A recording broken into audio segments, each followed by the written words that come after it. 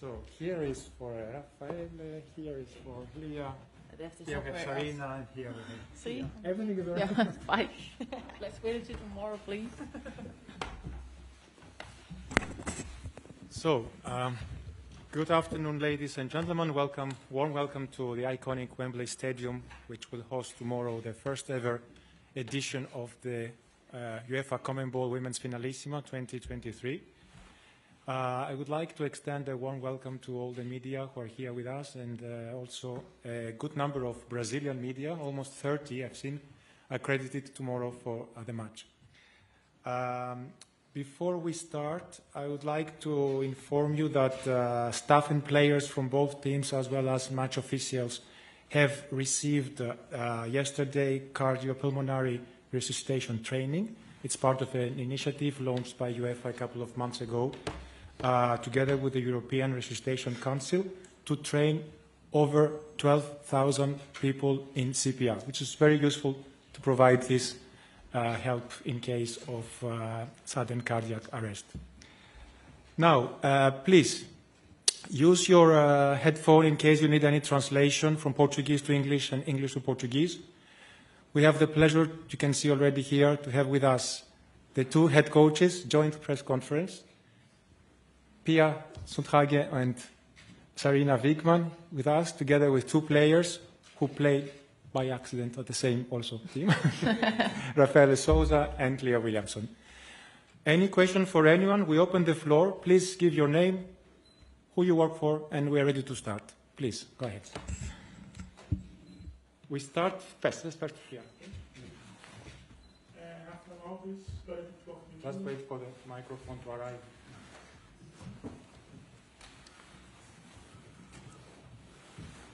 That was Portuguese, wasn't it? You can use it.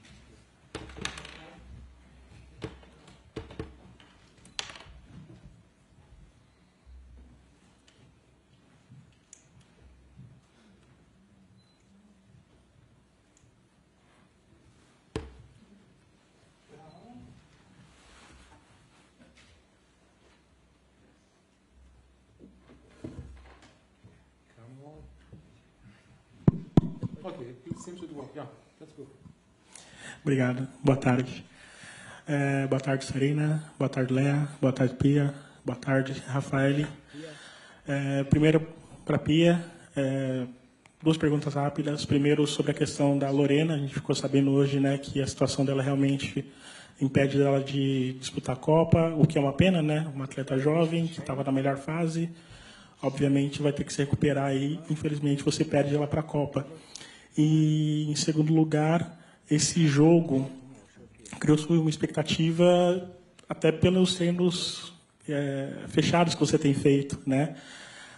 Você imagina que essa partida seja uma chave de virada pensando em Copa do Mundo, ou é uma questão ocasional, uma questão dessa partida em si?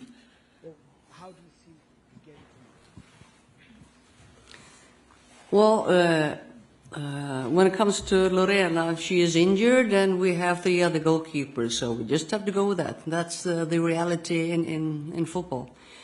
And we'll be fine. And when it comes to this game, it's the part of the journey to the World Cup. And I'm so appreciated, I'm really happy to play against one of the best teams in the world, with the best coach in the world as well. That is, all of us will get some answers after the game. This is, I'm grateful for the opportunity, and we have some plans for the game tomorrow, and hopefully you will see a good game. Take the question from the gentleman on the third row.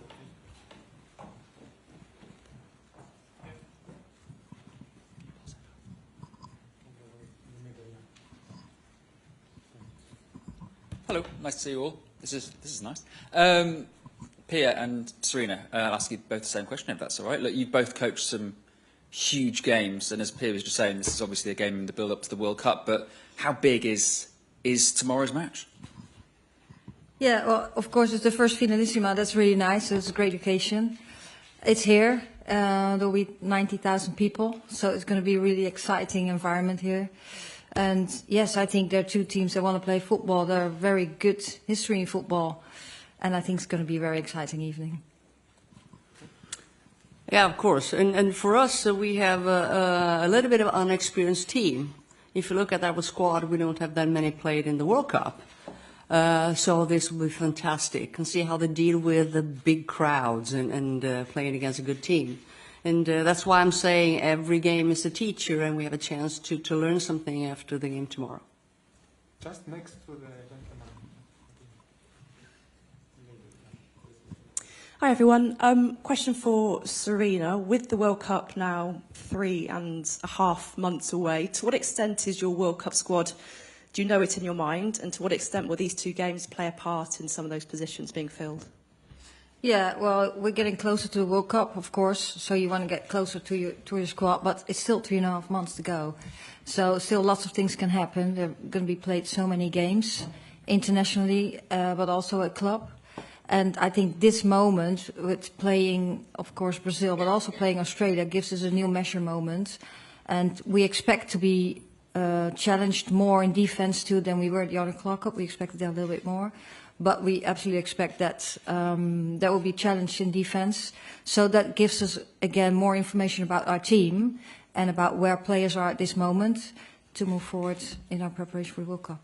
And one more, if I may, to Raffaele and to Leah. You play with each other at club, but come tomorrow night you'll be playing against each other. How would you both describe each other as players on the pitch? You want me to go first? You go first, yeah. I think Rafa's a bit of a warrior. As an athlete, she's head and shoulders above the rest. So, and then the Brazilian way and what she can do with her feet is pretty impressive also. So I'm in awe of her, to be honest, most days. So it's new territory being on a different team tomorrow, actually. Yeah, like Leah is a great player. I'm really glad to play with her. I'm not glad to play against her because she's so good.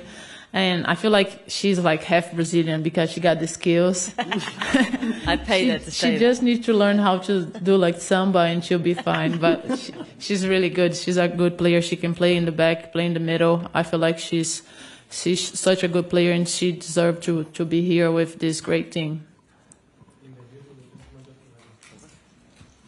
Thank you very much, Tom Gary from the Daily Telegraph. Tomorrow's obviously a big celebration for the women's game, but I wanted to ask all of you on the panel for your thoughts on the levels of female representation at the top of UEFA, because today we've had the news of Laura McAllister's election onto UEFA's Executive Committee, but there's still women in a very big minority on that group, and yesterday the vote for the host of the Women's Euros in 2025 was voted for by an all-male committee, 13 men.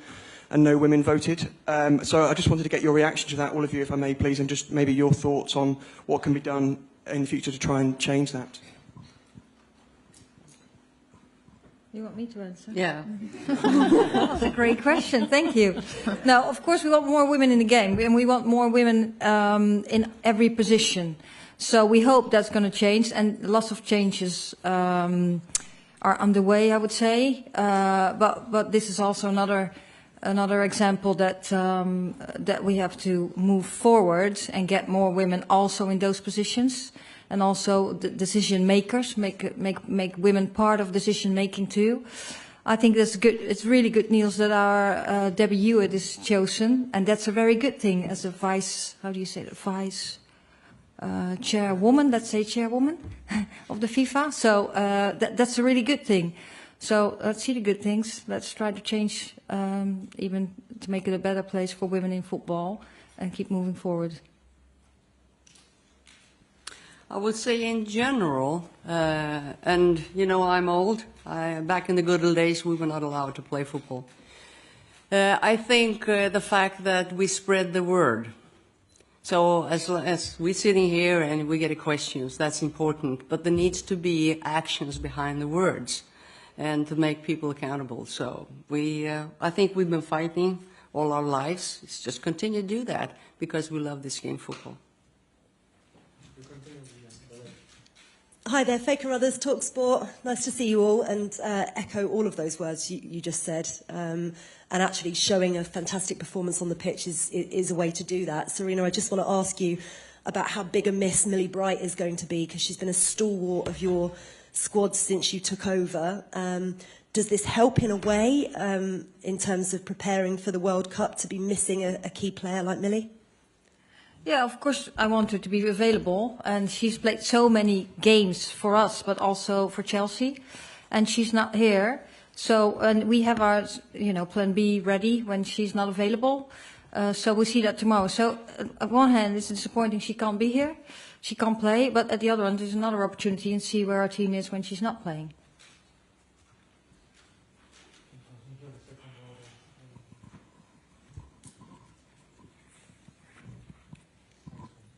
Boa tarde, Gabi Fernandes para Ronaldo TV. Minha pergunta vai para Rafa. Rafa, você que é uma menina que saiu do interior da Bahia, teve a oportunidade de viver vários momentos no futebol feminino, acompanha o crescimento do futebol feminino no mundo todo, hoje joga num grande clube da Europa e está prestes a jogar um jogo histórico amanhã, com possibilidade de quebra de recorde de público. Queria saber como é que fica o coração, se aumenta a pressão ou se aumenta a vontade de ganhar. E também queria saber, você que é rainha da dança, que eu soube das meninas, se em Terra dos Beatles também pode ter piseiro amanhã. É interessante isso, porque eu não sou uma das mais novas da seleção, né? Eu estou na seleção já há algum tempo e eu acho que eu acompanhei essa transição, né? Desde o começo, quando a seleção não tinha tanta mídia assim, né? A gente não tinha tanta vez como a gente está tendo agora, né? A gente não tinha tanta gente no estádio no começo como agora. E é importante isso porque eu acho que eu tô vivendo isso, eu tô vendo isso. A gente tem jogado aqui pelo clube com mais de 40 mil pessoas no estádio, isso é muito bom, coisa que a gente não via antes. Então, eu estou participando disso, mas eu acho que ainda tem muita coisa para acontecer ainda. Eu acho que o futebol feminino é o esporte do futuro, que tá mudando muito agora, mas tem muito a mudar. E eu acho que a gente tem uma equipe jovem, como a Pia falou, né? A gente tem uma mistura de mais experientes com mais jovens e acho que a gente tem atletas que podem surpreender amanhã, né? Eu espero que a gente possa demonstrar, mas principalmente um bom futebol, porque acho que essas 90 mil pessoas estão aqui para ver um bom futebol e que o melhor vença. Mas um jogo como esse acho que vai ser decidido nos detalhes.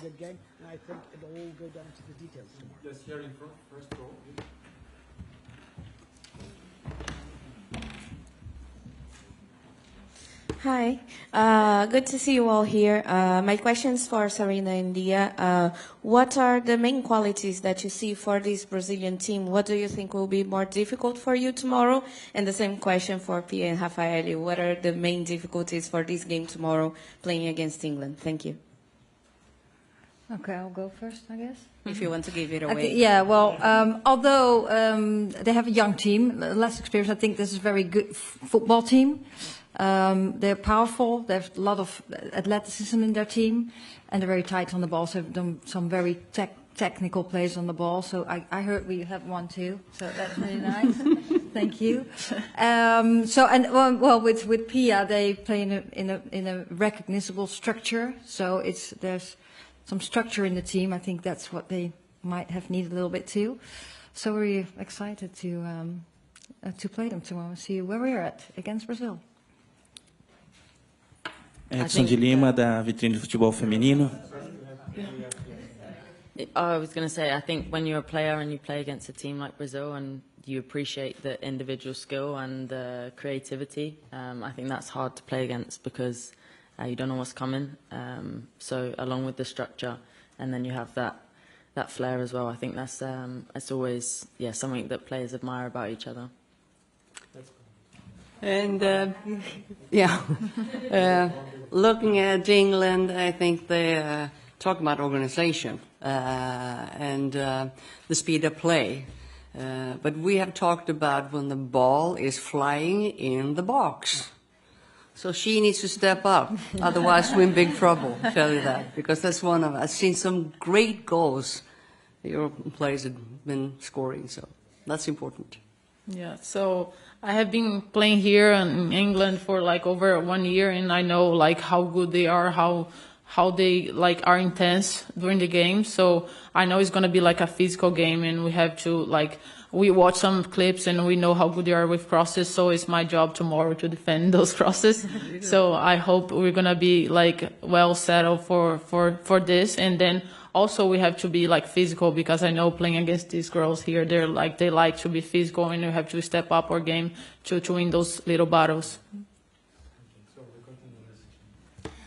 Edson de Lima, da Vitrine do Futebol Feminino. Queria saber da Rafaele, como é que você está encarando esse novo momento das atletas brasileiras que jogam no exterior? Me parece que é uma predileção da Pia e também importante, né, para o desenvolvimento de vocês, apesar que você já foi para o exterior um pouco mais cedo, né, tem a formação praticamente no exterior, e também com relação aí à visão que as suas companheiras de clube e também das outras seleções europeias têm dessa nova leva de jogadoras brasileiras que atuam fora do Brasil.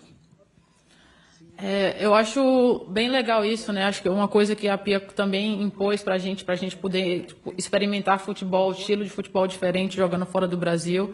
Eu estou no Brasil, jogando fora do Brasil há mais de 10 anos, né? Eu tenho uma graduação nos Estados Unidos, joguei na China, estou aqui na Inglaterra agora, então eu pude vivenciar isso um pouco antes.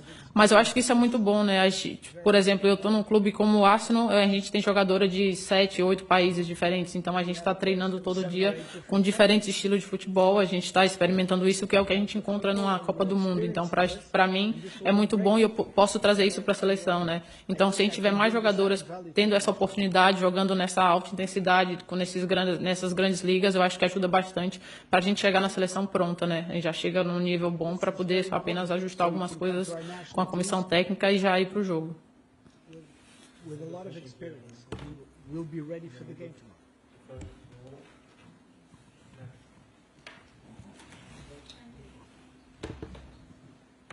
Hi, Pia.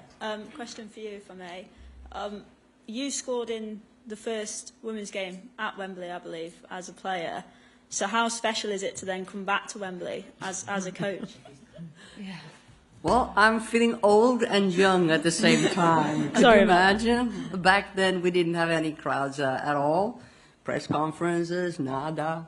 And here we are. It's a fantastic journey the women's football has taken. And I just want to emphasize how important it is. We talked about women in many positions. When I was young, I didn't even have players to look up to. It was Cruyff, Pelé, Beckenbauer.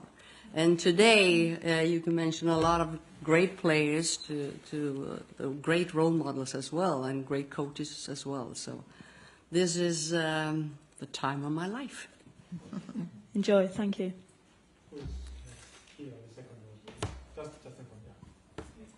Hiya, it's Ella Braidwood from the New York Times. This is for Serena and Leah.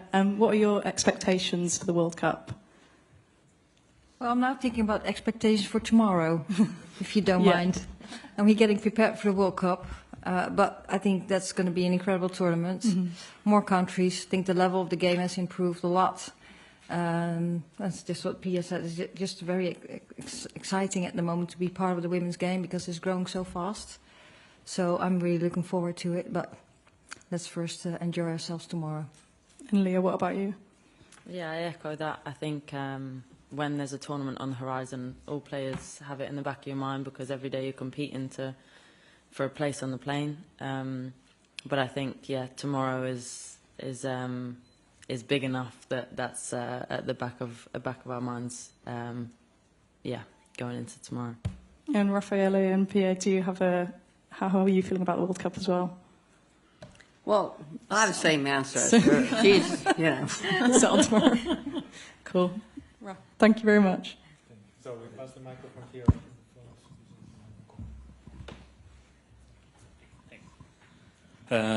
Vou pedir a licença de fazer em português primeiro para a Pia.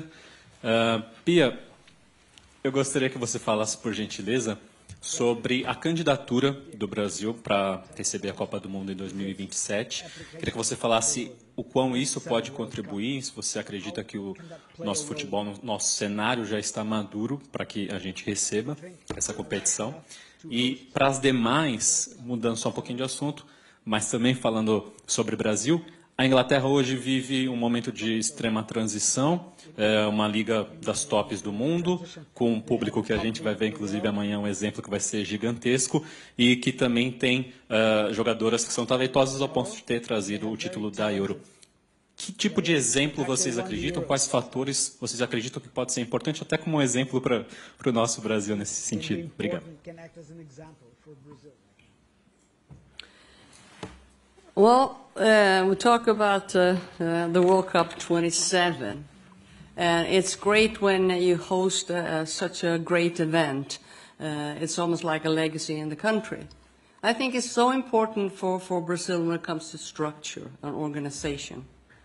Right now, if we have the World Cup 27 in Brazil, it's not only those weeks or those months, is what's coming after. So you take care of all the attention you get. And in order to do that, I think it's a time that Brazil steps up, because right now we have no U15 national team, U60. We maybe have a U17. And right now the U20 is not playing, the national team. And if you can imagine girls that go, or boys, girls that go to watch the game and want to represent Brazil. If you're 15 years old, you can do that in England, you can do that in Sweden, but you can't do that in Brazil. So there's so many things when it comes to structure. If you want to host a World Cup, which is a huge thing, which it could be such good things after the World Cup, you have to do the right thing. You have to come up with a structure, an organization. And I hope that will happen, because there's so many good players. There's such a big heart, and if everybody's playing football, beaches, all over the place, and you just have to have some sort of a structure.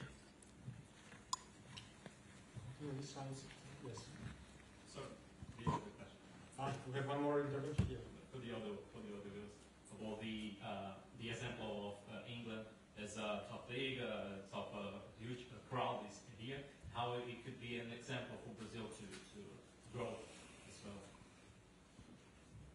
Yeah, well, I think Pia already gave the answer, the structure. I think England was totally ready for the European Championship, for the Euros last year. And that's what you see, because we won the Euro, that really helped. But the game got such a boost. At every stage of the game, there's improvement, and it really accelerated because of the Euros.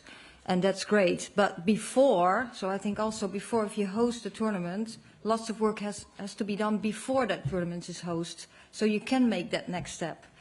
So, and that's what happened. So the fundament was already here. Then we won the Euros, and then it could accelerate.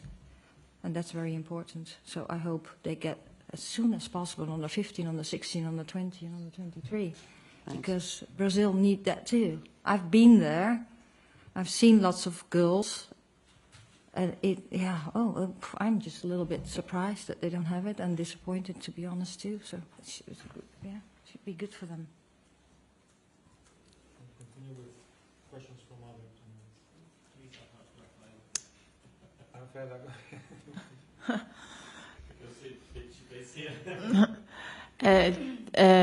Vou falar em português para você, porque eu acho que o que eu tenho visto aqui da Liga é uma coisa impressionante, né? A gente tem visto a torcida acompanhar bastante, a gente tem grandes públicos, e é muito interessante você jogar numa Liga que você tem grandes palcos, né? Eu falei que depois que eu saí da China eu queria ser vista, eu queria mostrar meu futebol, e aqui eu estou tendo isso. Mas eu acho que é a estrutura mesmo, não é só você criar tipo fazer uma Copa do Mundo que você vai conseguir mudar o futebol. Eu acho que você tem que ter estrutura, né? A gente mesmo treina na mesma estrutura do masculino. São poucos, ou acho que só o Corinthians no Brasil que treina, tem a chance de treinar no CT do masculino. Então, a gente usa da melhor estrutura aqui para se preparar bem, e isso a gente apresenta um bom futebol que atrai torcida, atrai investimento. Então, é uma série de coisas que tem por trás disso para você conseguir ter o sucesso da Liga aqui. Então, eu acho que o Brasil ainda está atrás disso e precisa melhorar muita coisa antes. Mas acho que começa com os clubes de terem essa estrutura para que as jogadoras possam ter a base para poder melhorar tecnicamente, taticamente e fisicamente. Hello, Charlotte Harper from The Athletic. A question for Pia.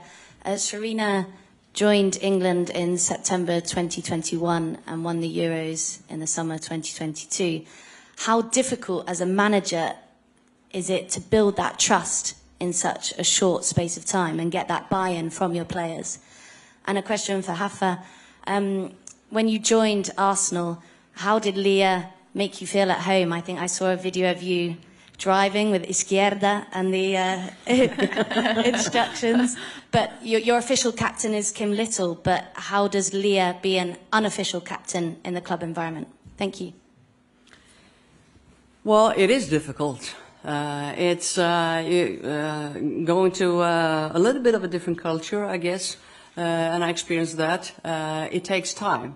So the fact that in short amount of time has such a great impact, if you look at the English team today, it's phenomenal. So, but that's why she's been voted for the best coach in the world. It cost me a lot of money, this. And talking about Leah is like she helped me a lot here, like not just inside and in and off the pitch. I think she's a great player, and she always like want me to feel like home here. Sometimes like she invite me to go to places so I can like be like used to the culture here and like get used to the nice weather that we have here. I was always like playing with her because like what I miss most like from Brazil here is like the weather, and she always like every time we have like a sunny day to train, she's always like with a smile on her face and like maybe like trying to talk to me and make me feel like special. But I think like she's a nice girl. She's like she always like I'm gonna try to teach her. Yeah. I'm gonna try to teach her more Portuguese, so maybe she can come with me to Brazil like sometime and get some like nice. Yeah, I'm waiting for the invite to go back to Brazil on holiday, so that's that. And next time we have a break because we have like a busy schedule with Arsenal and the national team. But next time we're gonna be together in Brazil because like I love to be with her. You know, like we're good mates.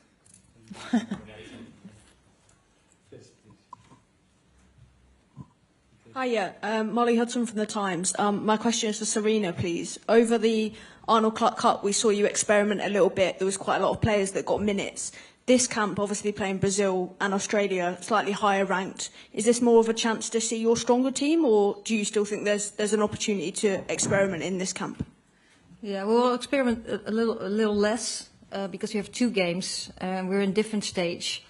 But we're also in a period that the players have many games and the load on players is really high. So we also try to manage the load too. So it's a little bit of both. See how we get, first play the game tomorrow. And of course we play to win, but you also play to develop too. So, and after that we'll see how the team is and what we still want to see and how everyone comes out of the game and manage the load a little bit. We will take a couple of questions if there are still. Yes, someone here, but just in front of you. Here, yes. No, just behind. Oh, sorry, my bad. Hi, Marina Isidro, Folha de São Paulo. My question is for Rafael. I'll ask in English, but of course feel free to answer in Portuguese or as you wish. You're an experienced athlete. You're used to playing in big stadiums for huge crowds, but I think every athlete will say how unique it is to play at Wembley. So what was going through your mind when you stepped into the field of play today? Obrigada. Yeah, I think it's going to be a special night tomorrow because with all these people here in a nice stadium, I feel special to have the opportunity to play here tomorrow. But as you said, I played in Maracanã in the Olympics 2016 with like 70,000 people, and it was amazing. But now it's just like tomorrow is going to be weird because it's not going to be Brazilians in the stands. It's going to be a lot of English people.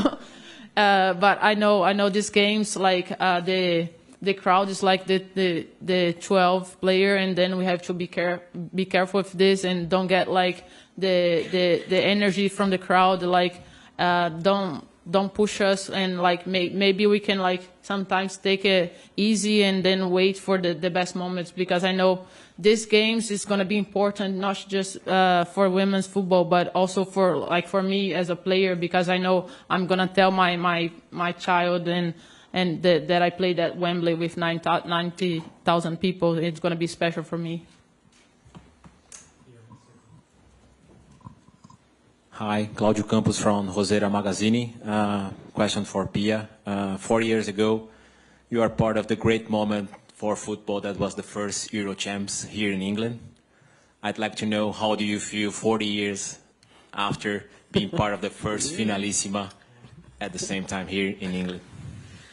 40 years ago. It is fantastic, and I remind myself every day. Actually, it's easy for me to be grateful because of the journey that the women's football has provided to me. So this is the fact that we have journalists asking questions and truly interested in the game.